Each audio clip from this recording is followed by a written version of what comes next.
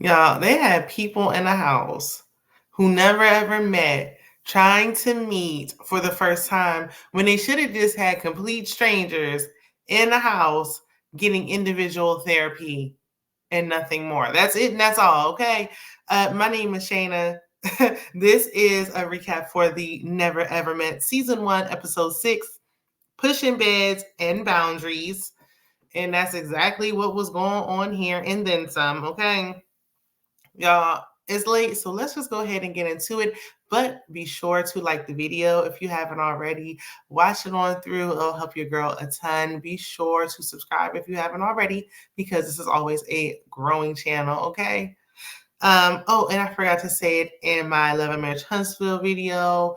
I hope you all enjoyed your Memorial Day weekend. And may all the soldiers who have passed on, may they rest, okay?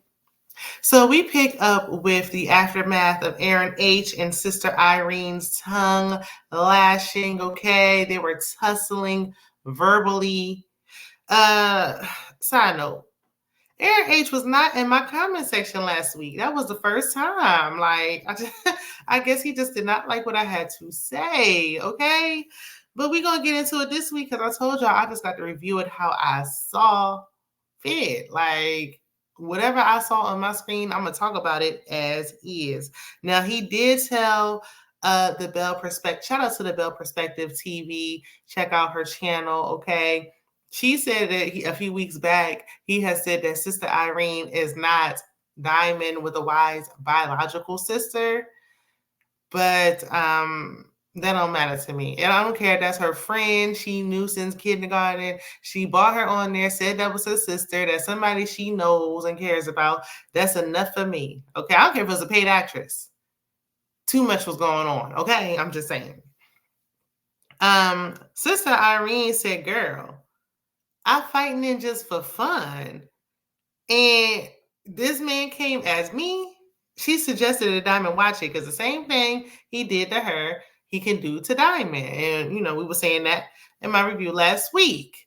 Yes, at any moment he can flip and turn on Diamond as well. If she said or do something he don't like. I mean, I wouldn't put nothing past nobody.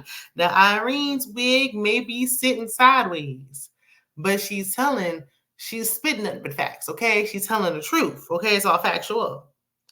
So Aaron H is outside talking trash to his friend, and Diamond come out there. He says Irene is jealous because his friend was like, do you think she's jealous of, your relationship, your situation? He's like, yeah, she's jealous. Look at her.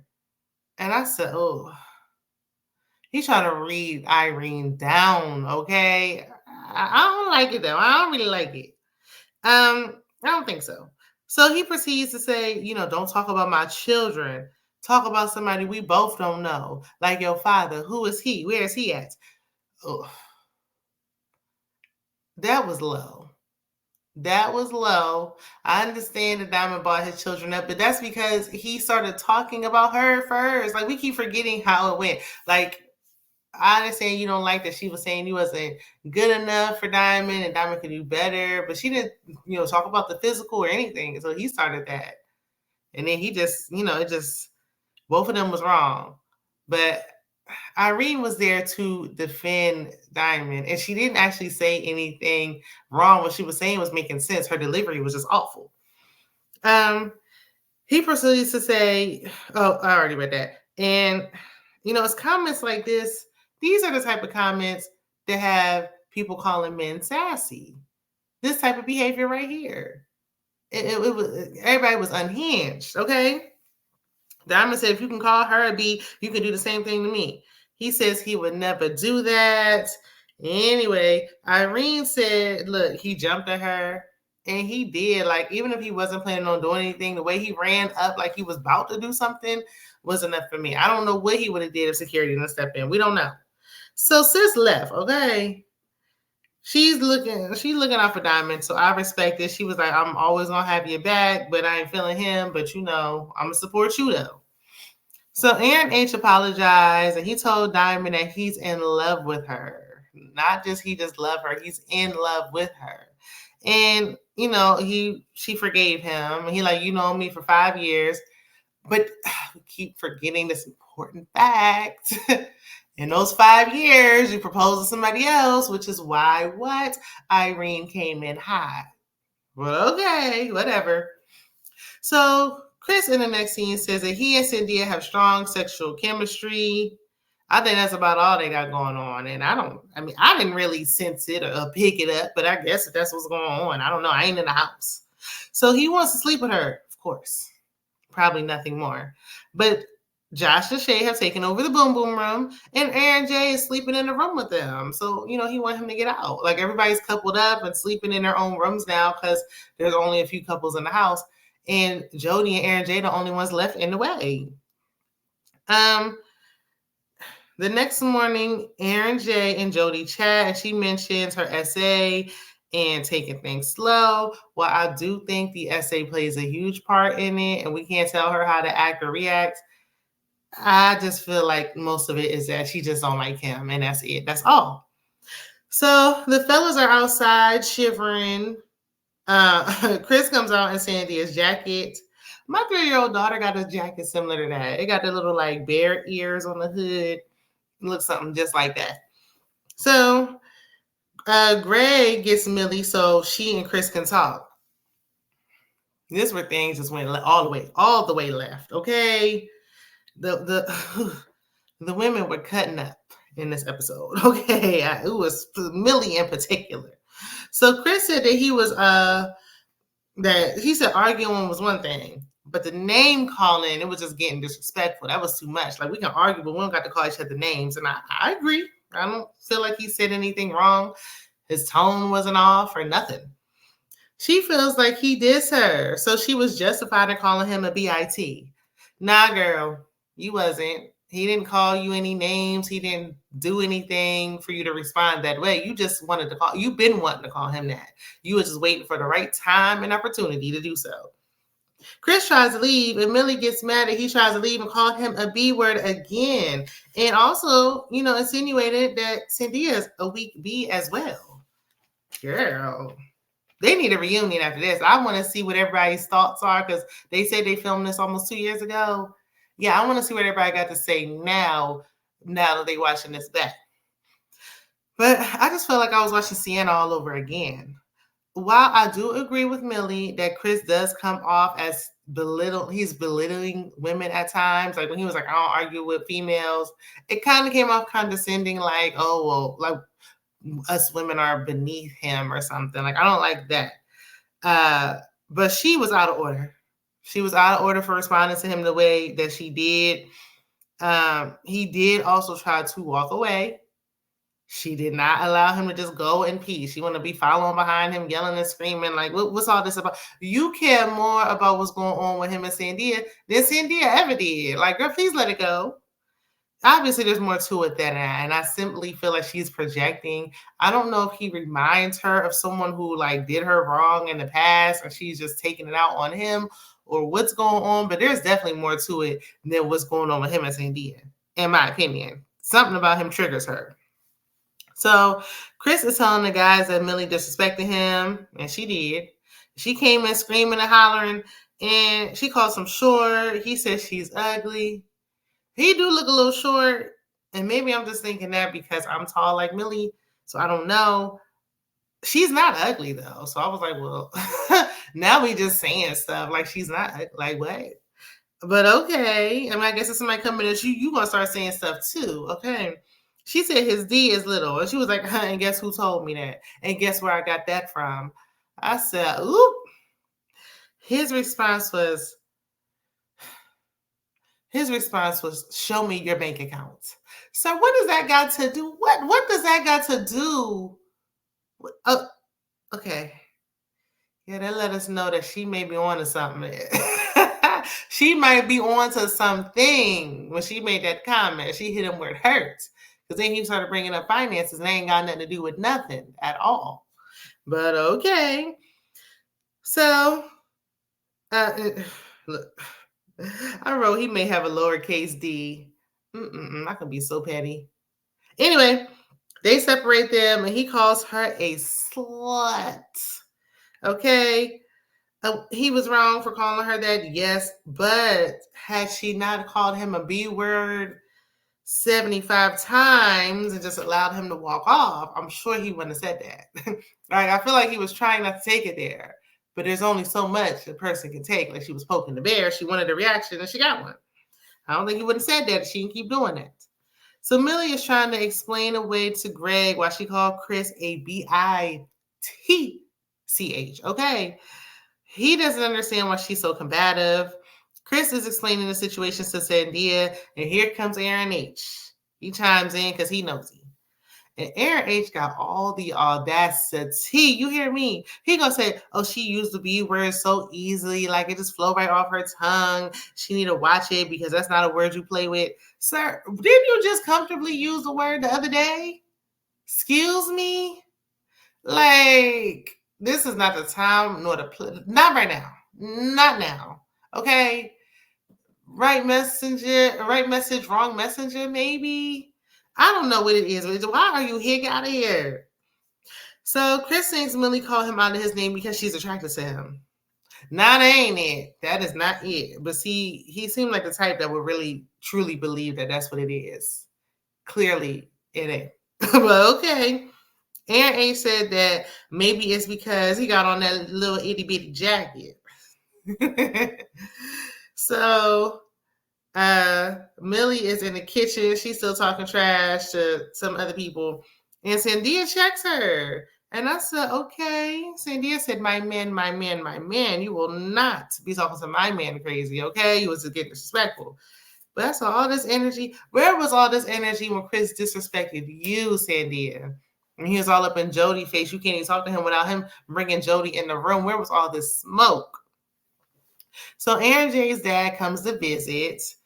They look like brothers, okay? Twin, where have you been, okay? But the dad looked like the cooler brother, like the cool big brother. Anyway, so Aaron J said that he has a son in Atlanta. Child, who knew? So Aaron said that he's nervous about Jody being a sexologist and him underperforming. Like, he don't think he can hit that thing right. And the dad was like, I know. Mac Man ain't worried about that. Not Aaron J. The Mac worried about that. Okay. Who gave him this nickname? You, Dad. He ain't giving Mac. Okay, anyway. Listen, y'all will never have sex, so this conversation is completely irrelevant, okay? His dad tried to reassure him, but I feel like, the dad was like, wait a minute, a what? She a what? Like, he want to find out for himself. Maybe. I don't know. We just speculate. Meanwhile, Jody's friend arrives, and when I say Jody looks, this is the best she's looked since she got here. Hair done, nails done, everything did. Got her makeup on. The only thing she got is those black clog sandals, those big clunky things. Ugh, hate them. Like, those bricks she wearing for shoes, they did not go with that. Like, she was better off just walking down the steps barefoot. I don't know if those was the only shoes that she packed with her. Like, she was like, don't need the flat iron, don't need no other shoes, not a sandal, nothing else. Nothing else? Okay, I guess. It was fine down to the ankles. So Jody is telling her friend that she's taking intimacy slowly with him. She said usually she's a man eater. I heard that. Okay. I'm a man eater, headhunter. I'm prepared. Okay. If you know, you know. So Aaron H is sticking his nose in other people's issues yet again, unprovoked. He approaches Aaron J's dad and tells him, he was like, look, I think we about the same age. And dad was like, oh, you the one. Oh, that's you the one. Okay. So clearly he already done got the 411 on Aaron H. Okay. And he tells him that Jody is not the one. And dad was like, and why are you saying this? Like, why do you say that? Aaron H said that they're the only couple that's not truly connected in the house. And the dad was like, but why does that matter though? Like, why do you care? Especially when Aaron H is like, I look at him like a son. He was like, oh, so you feel that way about everybody or just him? Like, help me to understand. I just got a funny feeling that dad is not feeling Aaron H. Okay, I'm just saying.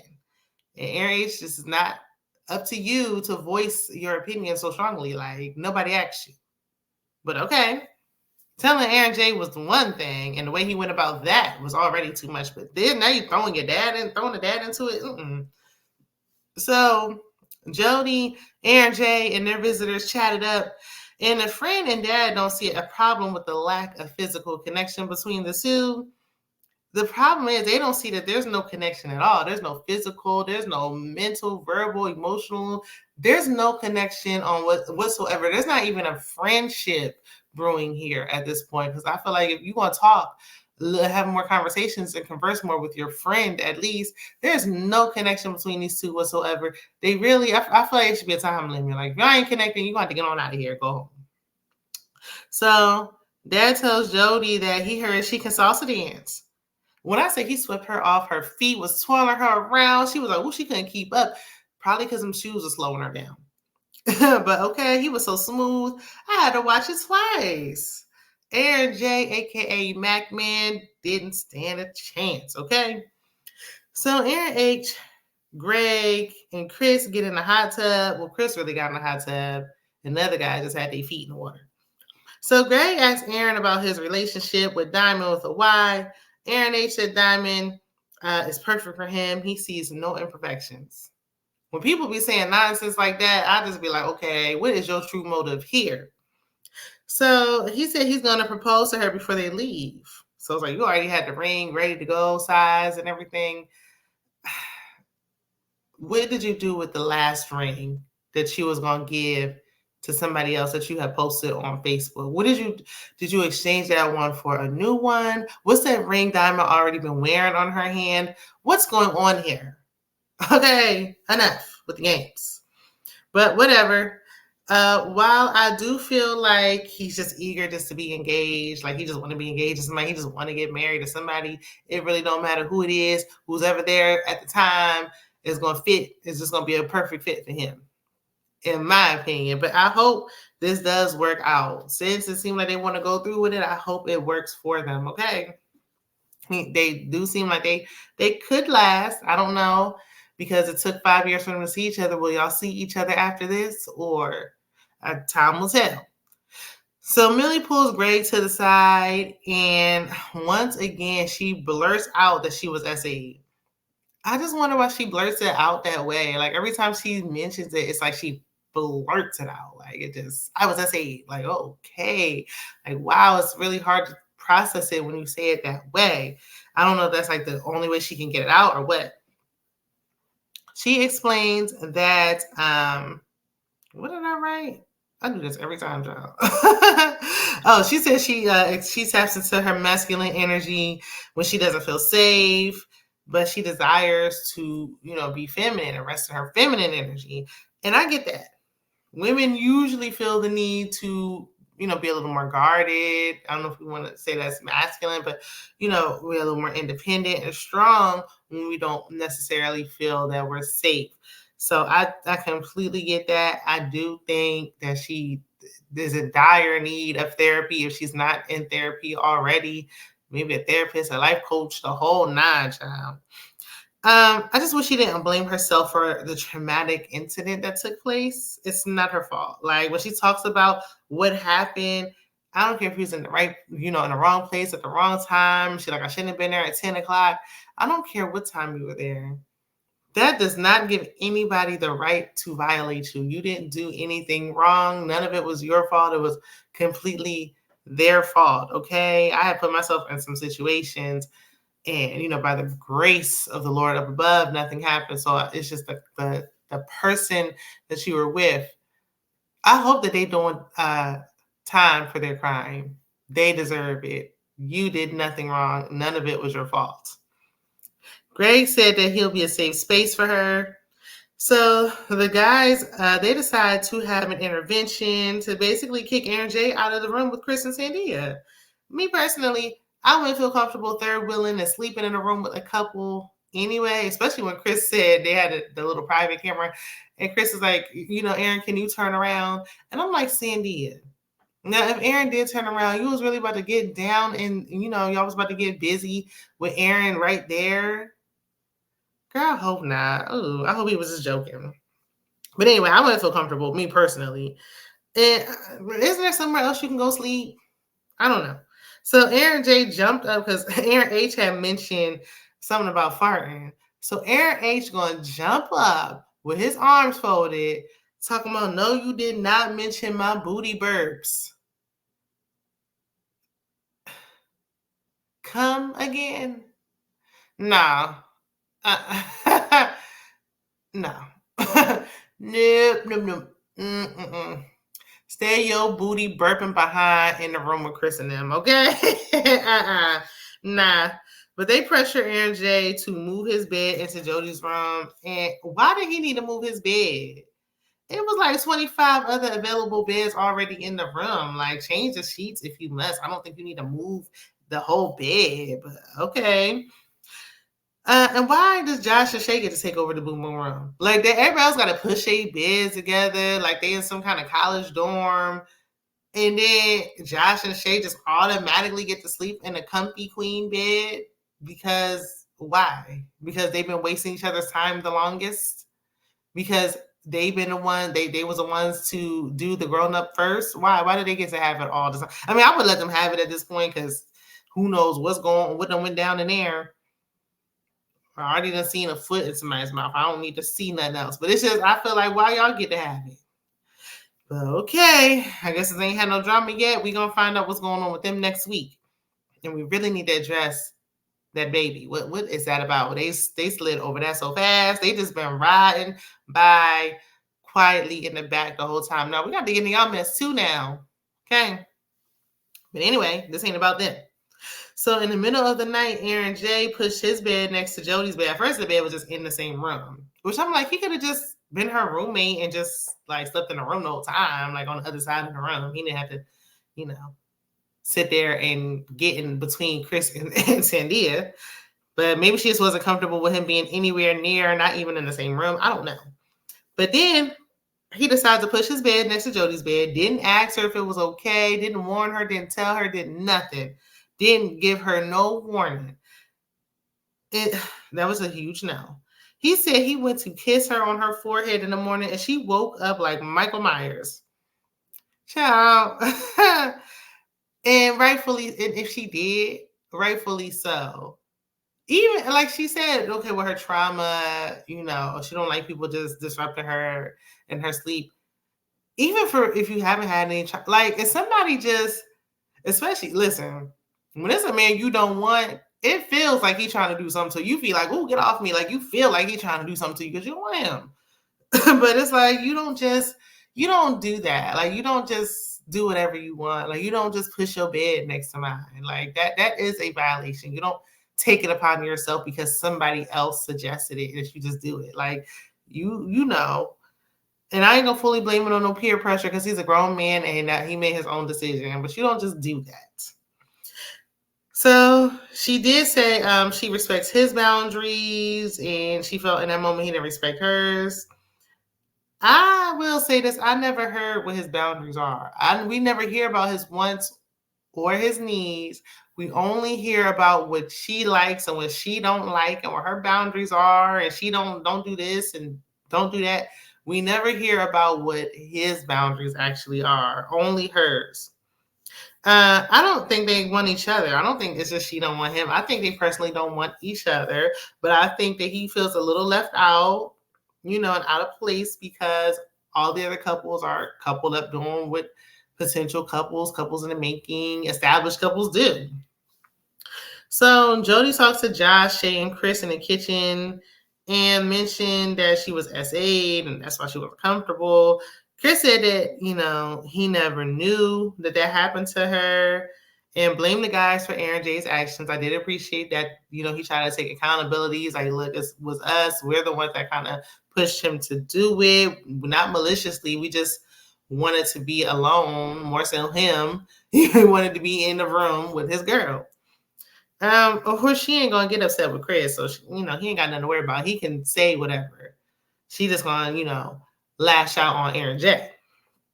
So Taronda comes in and she gives Millie and Greg a therapy session. And it's just reminding me of family or fiance so much. Like, bring family or fiance back. Where do I start a petition? Anywho, And there's another own show that I very much so want to come back. It's a scripted series though. Did y'all watch Love Is? Like it was like Love Is _ They had the one season and then they canceled it.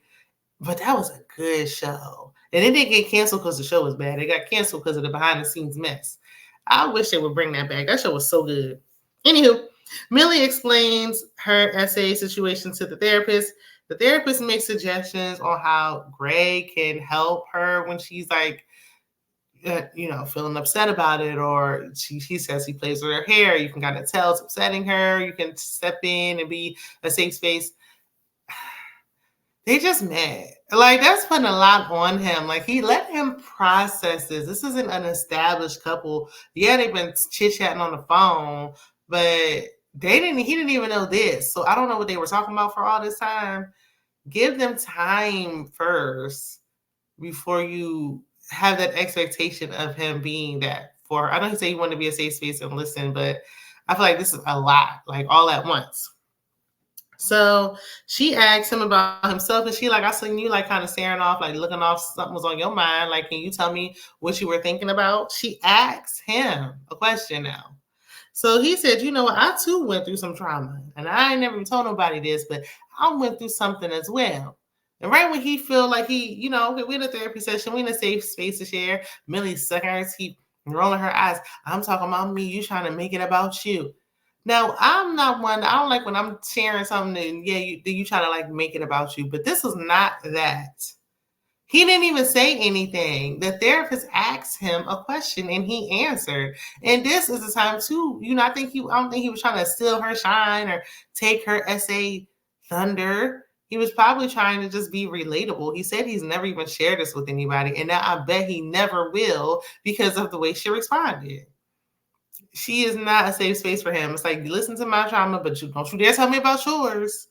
I don't know. The way she went about it, even if she was feeling away, she could at least let him get it out right then and there. And maybe later on been like, I was talking, about my situation. This could have been a conversation. The way she sucked her teeth and rolled her eyes. And, I'm talking about me. And here you go trying to talk about you. Like, her and Sienna should have been best of friends, honestly. So after she got mad, that's where the episode ends. I think it was a to be continued, child. I don't know. We ended off there. I don't know. Aaron H said a few weeks ago that this couple didn't make it, and he might be on to something. Judging from what I've seen on this episode. So y'all let me know what y'all thought about it. Be sure to drop a comment. I'm going to respond. And I will see you guys in the next one. Bye.